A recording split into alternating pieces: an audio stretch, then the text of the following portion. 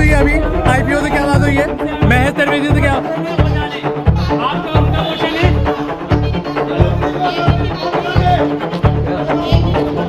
सुनो, हम ठीक है, हम एक दिन के लिए नहीं आएंगे, लेकिन तेरा बाप भी नहीं आएगा ऊपर, मेरे घर पे नहीं है, हम नहीं, फिर नहीं। अरे जाने दे यार।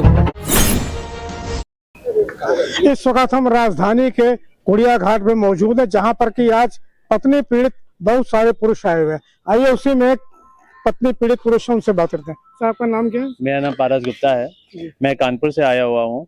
मेरी शादी 2012 में हुई थी, आज लगभग 14 साल शादी के हो रहे हैं मेरी शादी के जैसी हुई थी, मेरा ससुर संतोष कुमार गुप्ता, जो कि गुरसाईगंज के रहने वाला है, जो कि सेठ जगदीश प्रसाद गुप्ता का लड़का है।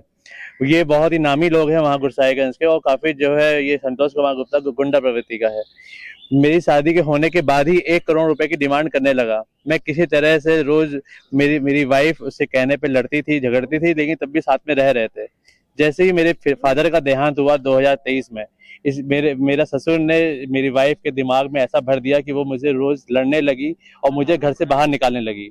घर से निकालने के लिए मैं 2 साल से घर से अलग रह रहा हूँ और किसी तरह से अपना जो है जीवन यापन कर रहा था, लेकिन मुझे बाहर भी नहीं रहने दिया। मुझसे कहने लगी मेरे नाम पे जो भी कुछ है वो सब इनके नाम पे कर दे।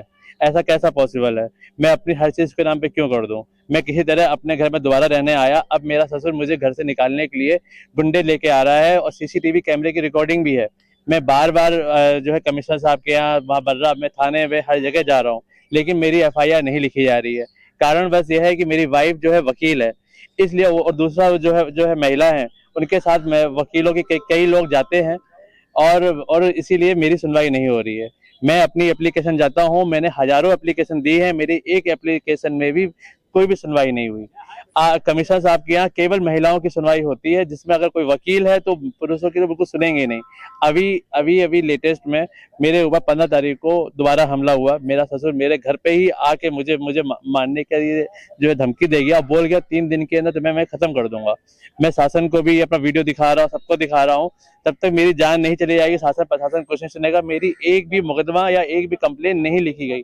मैं यही कहना चाहता हूँ कि मेरी चीजों सुनवाई करें। मैं अभी जीवित हूँ, मेरा ससुर मेरे को आके मुझे मारने की धमकी और मारने का प्रयास कर रहा है। मैं वीडियो भी दिखा रहा हूँ, फिर भी कोई सुनवाई नहीं हो रही है। आपके साथ कौन-कौन लोग रहते हैं? मेरे घर में मेरा छोटा भाई था, वो भी अब कहीं और शिफ्ट हो गया। केवल मैं और मेरी माताजी, और मेरे घर में मेरी वाइफ भी रहती है और मुझे घर से निकालने की कोशिश कर रही है। मेरी माताजी 65 साल की हैं, उनको इतनी गंदी गंदी गालियां देती हैं। मैं इसके सारे वीडियो पूरे मीडिया में भी दिखा चुका हूं, सब जगह मैं दे चुका हूं, लेकिन सुनवाई ना माताजी की तरफ से हो रही, ना ही हमारी तरफ से हो रही। उत्तर प्रदेश सरकार से आप क्या मांग करना चाहिए? मैं यही करूंगा कि पुरुषों की भी सुने। मेरी इतनी सारी एप्लीकेशन होते हुए एक एप्लीकेशन में भी नहीं सुना गया, जबकि मैंने साथ दिखा रहा हूँ कि ससुर मेरे ऊपर हमला कर रहा है। 8-8, 9-9 गुंडे लेके मेरे घर के अंदर घुसा भी है और कैमरा भी दिखा रहा हूँ मैं CCTV का, फिर भी नहीं सुन रही। उल्टा मेरे ऊपर मुकदमा लिखा जा रहा है और एक मुकदमा लिख भी दिया गया, जबकि वो जो है डायरेक्ट कमिश्नर के यहाँ से डायरेक्ट मुकदमा लिखा गया, कोई जांच नहीं, डायरेक्ट मुकदमा। देश में इतनी घटनाएं घट रही हैं जिसमें कि पत्नियां पतियों की मौत करवा रही हैं, कभी ऊपर पहाड़ से फेंक के, कभी ड्रम में करके। तो उसी तरह लगता है कि क्या इनकी जब मौत हो जाएगी उसके बाद कानपुर प्रशासन जगेगा। मैं नीरज कुमार, प्राइम भारत, लखनऊ।